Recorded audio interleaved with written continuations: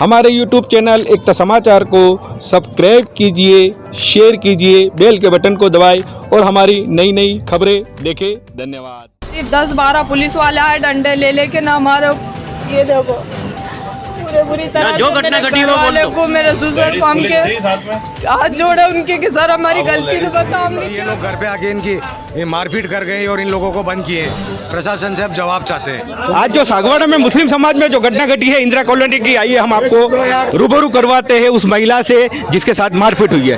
बताइए बहना, क्या हुआ आपके साथ? सर रात को 9:30 बजे के लगभग आए, 2 स्पीकर और मशीन मांगी, हमने दे दी कि हम केस बनाएंगे, हमको मशीन दो, स्पीकर दो। हमारे घर वालों ने दे दी कि वाह सर बताओ से क्यों चाहिए, लेकिन हमको आगे करना कार्रवाई, हमको मशीन दे दी उन्होंने। फिर उन्होंने फोन आया तुम्हारा सामान ले जाओ, फिर वो जाके लेके आ गए हमारे घर में से। कौन कौन आया था आपके घर पर? मेरे 3 पुलिस वाले आए थे पहले, और फिर उसके बाद फिर फोन लगा। फिर 10:30 बजे के करीब 10-12 पुलिस वाले आए डंडे ले लेके ना हमारे, ये देखो पूरे बुरी तरह जो घटना घटी वो वाले को, मेरे ससुर को, हम के हाथ जोड़े उनके कि सर हमारी गलती तो बताओ हमने क्या करा, हम तो बिस्तर में हमारे सो रहे, ऐसे आके हमको परेशान करा डंडे डंडे कि मेरे ससुर को 4-5 जने को ले जाके भर्ती करा। उनको जेंट्स ही थे कि लेडीज थी? 4-5 को तो वहाँ अंदर कर रखा उन्होंने थाने के। अभी बंद कितने आदमी आपके? 4 आदमी बंद है, मेरे ससुर, मेरे 2 देवर, एक चाचा ससुर। महिला पुलिस थी? महिला पुलिस बाद में, पहला जेंट्स पुलिस ने। ये आपको किसने मारा? ये चोट किसने दी आपको? जेंट्स पुलिस ने ही मारा। हाँ, ये ऐसी घटना सागवाड़े के अंदर घट रही है। मैं राजस्थान के मुख्यमंत्री से भी ये कहना चाहता हूँ कि ऐसी घटना कभी ना घटे। आगे कड़ी में फिर आपको ले चलूंगा एकता समाचार के माध्यम से। बताइए आपके क्षेत्र में जो घटना घटी है उसके बारे में बताइए।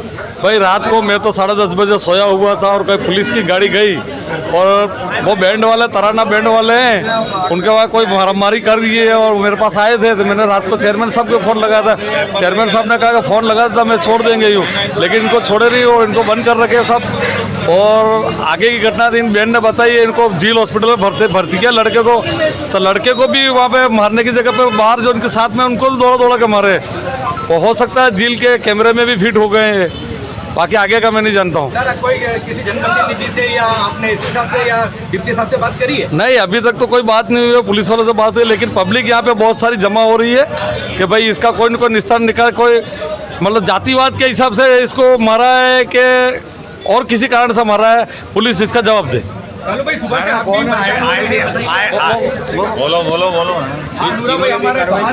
बोलो।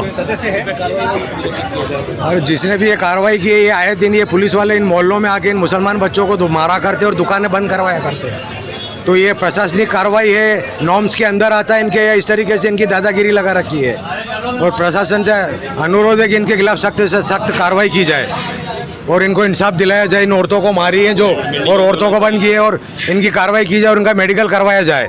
किस आधार पे ये लोग घर पे आके इनकी मारपीट कर गए और इन लोगों को बंद किए। प्रशासन से अब जवाब चाहते हैं।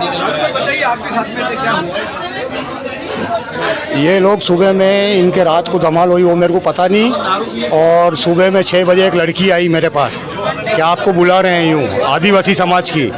तो मैं जैसा गया ऐसा फिर देखा इन लोगों को। मैंने बिल्कुल बोला, मैंने कहा आप तैयार हो जाओ मेरे साथ में, और तुरंत मैं संसद जी के घर पे लेके गया। और कनकमल जी के घर पे ले जाने के बाद में कार्रवाई करी। कनकमल जी ने संसद से अपने क्या नाम है ऐसे ही सीआई साहब से भी बात करी कि ये आपने कानून कैसे का हाथ में लिया है। तो कि साहब हमारे पास रात को राज्य सरकार का आदेश आया था, रात को आया, तो आप सुबह मीटिंग लिए और मीटिंग लेने के बाद में आप आदेश कर सकते हो कि भाई बैंड बंद है यूँ। उसके बाद भाई को बताया, कनकमल जी को, संसद जी को बताया कि खोल के पीछे का भाग उसके ऊपर चाबुक लगे हुए सब मारा हुआ उसको, और पूरी हालत भी। संसद जी ने सीआई साहब को बोला भी है कि 4 ही आदमी को आप निकाल देना, नहीं तो ये आगे मामला ज़्यादा फैलेगा। ये घटना रात को घटी ऐसा बताए थे और मुझे कॉल आया था अपने इंदिरा कॉलोनी निवासी व्यक्ति का ही कि ऐसा ऐसा हुआ है। और इकबाल भाई सेक्रेटरी साहब पुलिस की जीप आई रात में और 11:30-12 बजे, और डायरेक्ट बोला भी नहीं और डायरेक्ट लेडीज सोई हुई थी और डायरेक्ट उनको लट लेके उन पे प्रहार कर दिए। और लेडीज़ बता भी रही है प्रत्यक्ष यहाँ पे, ये जो हमारे साथ खड़ी हैं वो, कि पूरे पीछे से लाल लाल हो गया है यानी इस तरीके से खून निकल गए इस टाइप से, यानी और डॉक्टर ही करवाने भी गए, लेकिन अब इनकी मजबूरी है कि थाने में जाएं कैसे, वो एफआईआर काटेंगे नहीं अभी और ना बोल रहे हैं यूँ, इसलिए हम मजबूर हैं और समाज पूरा सहयोग करेगी, हमारी सुन्नी जमात कमेटी भी सहयोग करेगी इंशाल्लाह। और एसपी साहब और कलेक्टर साहब से भी मैं आग्रह करता हूँ, अनुरोध करता हूँ कि इनको उचित न्याय मिले। क्या पुलिसकर्मी यानी जनता की सेवा के लिए कि इस तरीके से मारपीट करने के लिए, अगर इनकी कोई गलती हो तो हम पुलिसकर्मियों के साथ भी हैं, अगर और नहीं है तो फिर इस टाइप से गुंडागिर्दी टाइप मारना पीटना ये गलत है। मैं सोच रहा हूँ हिमांशु जी को भी सोचना चाहिए, मुझे बात मिली है कि वो भी साथ में थे और इस टाइप से उन्होंने भी मारपीट की ऐसा बता रहे हैं। और जेल हॉस्पिटल में ये लोग ट्रीटमेंट के लिए गए तो वहाँ भी बाहर गेट पे मारपीट की ऐसा बता रहे हैं। हो सकता है उनके सीसी कैमरे फुटेज में होंगे ये बात भी, लेकिन ये बहुत अन्याय है। इस टाइप से कोई भी यानी किसी भी घर पे जाओ डायरेक्टली इस टाइप से मारपीट नहीं होती है, बाकायदा पेपर वर्क होता है और लेके जाता है व्यक्ति और उनसे ये करता है। ये रात को अचानक 11:30-12 बजे जाके इस टाइप से यानी मारपीट उठा कर और डायरेक्टली वो कुछ समझ पाते उससे पहले उनसे हाथापाई करके वो मारपीट की, तो ये चीज़ गलत है कुल मिला के। तारिक भाई भी हमारे बीच है जो समाज के तारिक भाई बताइए आपके क्षेत्र में। कहना तो ये चाहते हैं कि जो रात के वक्त जो इन्होंने पुलिस वालों की जो दादागिरी, एक तरह से इसको दादागिरी कही जाएगी, क्योंकि मुस्लिम समाज के जो मोहल्ले के अंदर आए दिन इनको बच्चों को भी परेशान किया जाता है जो इनकी, और रात को जो आके रात को इनको अधिकार नहीं है किसी के घर में जाके इस तरीके से कार्रवाई करें। अगर कुछ ऐसी बात थी, कार्रवाई करनी थी, अगर कोई ऐसी बात थी तो वो दिन में आते और बात करते, क्योंकि यहाँ जो हमारे समाज के जो लोग हैं उनसे बात करते हैं अगर ऐसी कोई बात थी। लेकिन बिना गलती के जिस तरीके से औरतों के साथ मारापीटी की है इन्होंने, और वो भी जेंट्स पुलिस द्वारा। महिला पुलिस होती तो महिला पुलिस अगर उनको हाथ लगा सकते, लेकिन जेंट्स पुलिस द्वारा जो कार्रवाई की है, हम चाहते हैं कि इन पे सख्त कार्रवाई हो।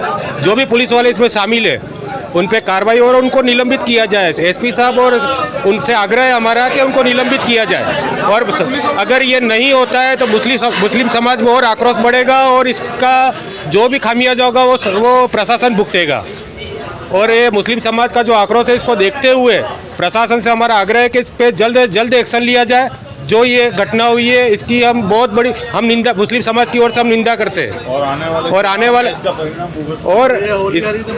क्योंकि आने वाले वक्त में अभी त्यौहार का सीजन है और इस तरीके से अगर ये घटना पुलिस वाले खुद करेंगे तो ये बहुत ही अच्छी बात नहीं है, और इस पर जल्द से जल्द कोई कार्रवाई हो।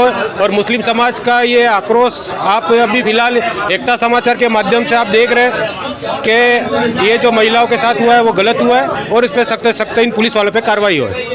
हमारे पूर्व सदर भी अब्दुल भाई बताइए आपके पुलिस प्रशासन द्वारा जो कार्रवाई की गई है वो गैर कानूनी और निंदनीय है, और पुलिस कार्रवाई को अगर करनी चाहिए समाज के 5 लोगों को बुलाकर ही पुलिस प्रशासन इस तरह की कार्रवाई जो की है वो मुस्लिम समाज को जानता ही नहीं है। और जब ये घटना घटी और घटना घटने के बाद सुबह मुसलमानों को मालूम हुआ तो ये बहुत बड़ा आक्रोश है, और इस तरह की कार्रवाई कानूनन गैर कानूनन मतलब समझा नहीं समझा पुलिस वालों ने तानाशाही कर रखी और आतंक फैला रखा है।